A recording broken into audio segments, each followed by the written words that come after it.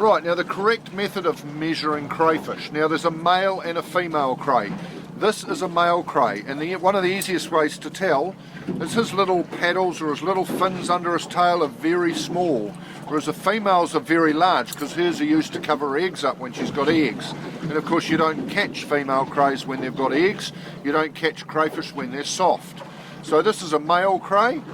There's the male measurement there. The way you do it is down here on these two here, not those two, it's these two here on the tail, and you measure across.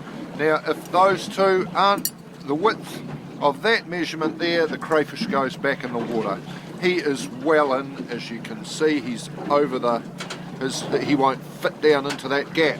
Same way to measure a female, but a female has to be 60 millimeters across.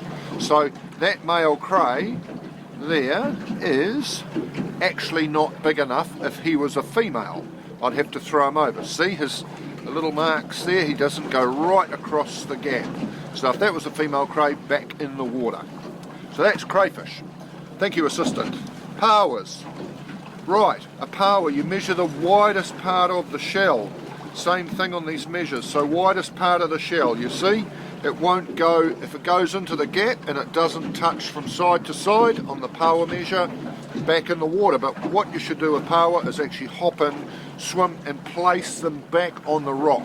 Throw them in, fish will come and bite them, they bleed to death, they die. That's well in. So that's how you use the Wettie measurer. Now if you've forgotten your measurer, on the Wettie Paua scallop bags, you can measure your pauas like this. So if it won't go through, it's big enough to go in the bag. If it goes through the hole, if it fits through long ways, it then goes back on the bottom. So that's how that measures. And that measure there is for scallops, and that's 100 mil for scallops in the upper North Island. 125 for a paua, 100 for a scallop. Very simple system. Won't go through in the bag.